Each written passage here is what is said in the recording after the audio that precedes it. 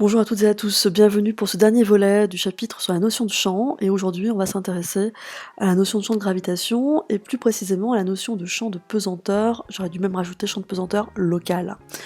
Alors, faisons un petit détour par le champ de gravitation, qu'on va noter par la lettre G majuscule curvée. De quoi s'agit-il? Eh bien, on va prendre deux objets qui nous sont familiers, la Terre, et puis un objet test qui va nous permettre de nous rendre compte du champ de gravitation généré par la Terre. Alors, cet objet test donc, a une masse petit m qui sera exprimée en kilos comme la masse de la Terre dans la suite des calculs.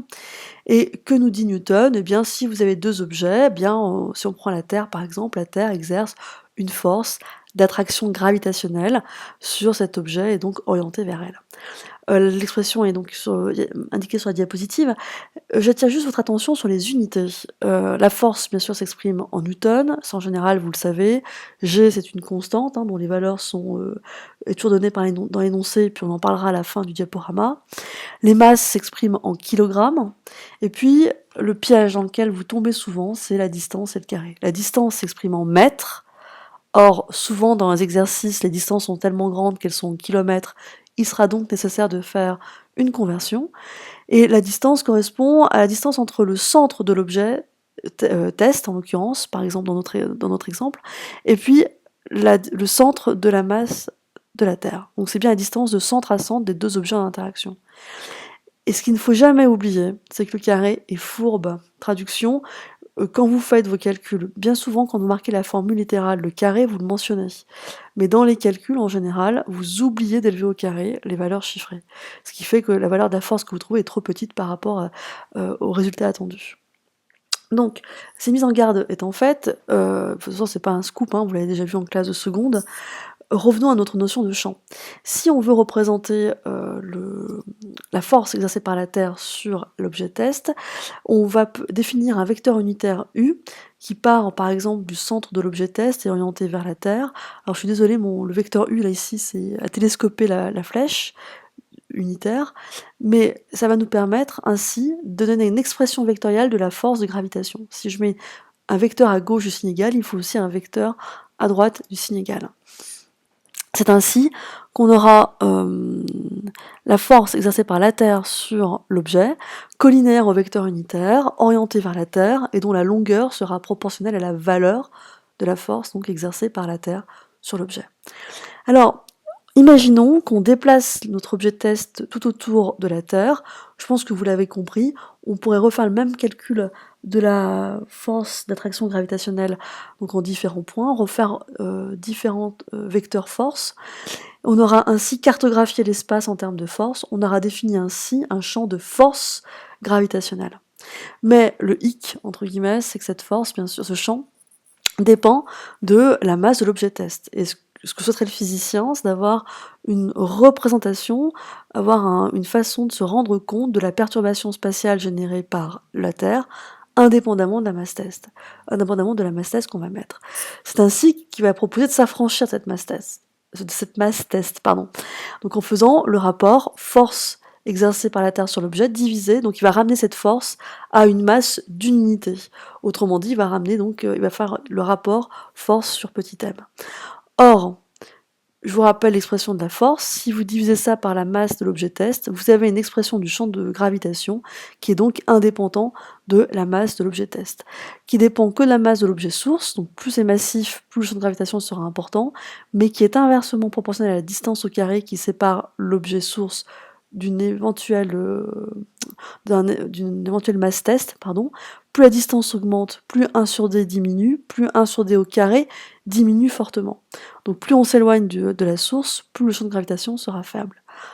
Si on veut passer en termes de notation vectorielle, eh bien il suffit juste de rajouter des vecteurs, et on constate que le champ de gravitation a la même direction, le même sens, que le vecteur force exercé par la Terre sur l'objet, puisque la masse, divisée par petit m, la masse est forcément positive. Alors ça c'est une petite parenthèse, parce que c'est pas un temps très fort du programme, cette notion de champ de gravitation. En revanche, ce qui suit, c'est beaucoup plus important. Enfin, comme le champ de gravitation, mais le champ de pesanteur, c'est un moment fort dans le programme de première S. Cette fois, on le note par la lettre G minuscule, vecteur, ce sera aussi un champ vectoriel. Par essence, par définition, ce champ de pesanteur est défini par le rapport poids de l'objet divisé par masse de l'objet test.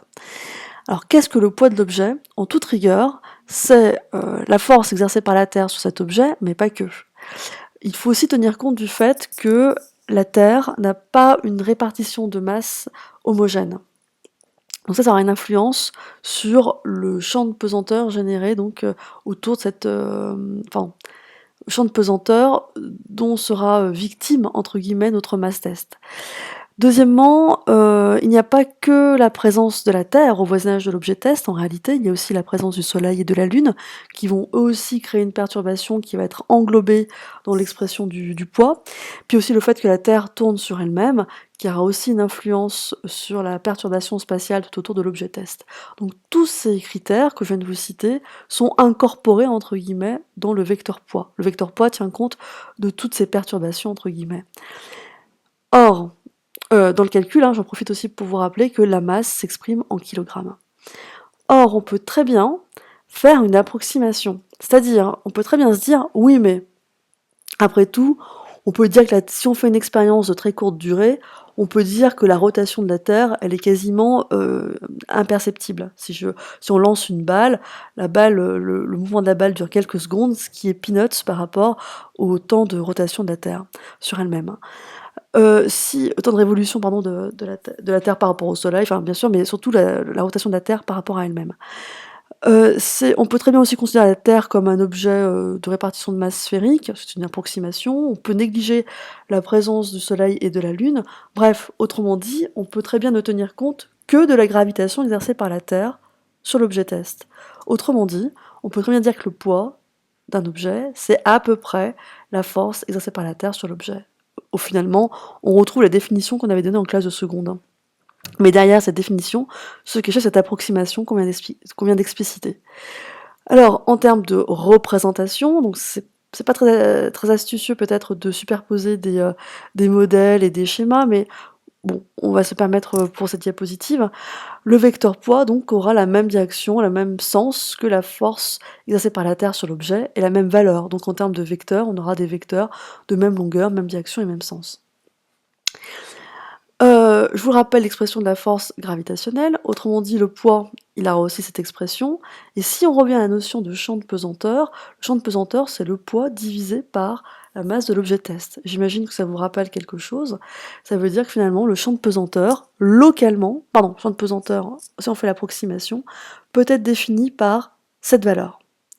Donc ça, c'est si on fait l'approximation que la force exercée par la Terre sur l'objet et le poids sont des notions égales, si le poids est quasiment dû qu'à la gravitation de la Terre. Alors, ça devient intéressant, parce que, je pense que vous l'avez compris, le champ de pesanteur est défini par des grandeurs qui sont indépendantes de la masse de l'objet test, même indépendantes des caractéristiques de l'objet test.